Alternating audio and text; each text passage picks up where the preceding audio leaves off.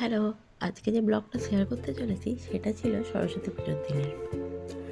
এই যে আমি এখন হলুদ শাড়ি পরে রেডি হয়ে নিয়েছি।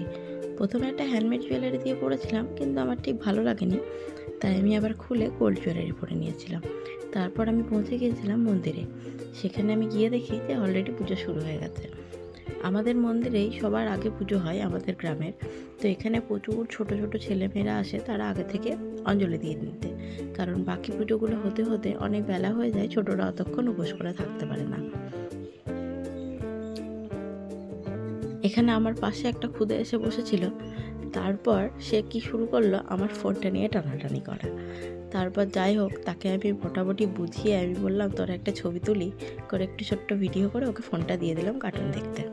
তারপর এখানে আরতি শুরু হলো। আরতি হচ্ছে, এদিকে দেখি আস্তে আস্তে প্রচুর ভিড় বাড়তে থাকে মন্দিরে, কারণ সবাই এখানে আসে অঞ্জলি দিতে।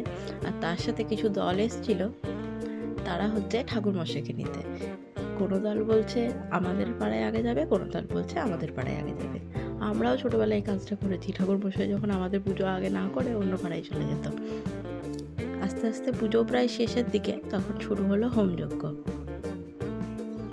ব্যাস, হোমযজ্ঞ হতে হতে ততক্ষণে দেখি দুই পাড়ার মধ্যে কতগুলো ছেলের মধ্যে অলরেডি ঝামেলাও শুরু হয়ে গেছে, যে আমরা আগে নিয়ে যাব, ওরা বলছে আমরা আগে নিয়ে যাব। তো যাই হোক, তাদেরকে তো আমরা মোটামুটি থামিয়ে তারপর হোমটা হলো। হোম করার পরে আমরা সকলে মিলে অঞ্জলি দিয়ে নিলাম। ওদেরকেও বললাম এখানে অঞ্জলি দিয়ে নে, তো ওরা বললো যে না, আমরা আমাদের পুজোতেই দেবো। তো ওদের পুজো হতে হতে প্রায় 2 ফুট পার হয়ে গেছিলো। আপনাদের সবার সরস্বতী পুজো কেমন কেটেছে আমাকে কমেন্ট করে জানাবেন।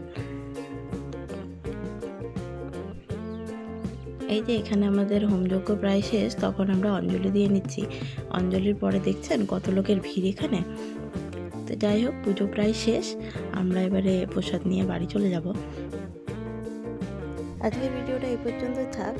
সবাই লাইক, শেয়ার, কমেন্ট আর সাবস্ক্রাইব করে দেবেন। Thank you.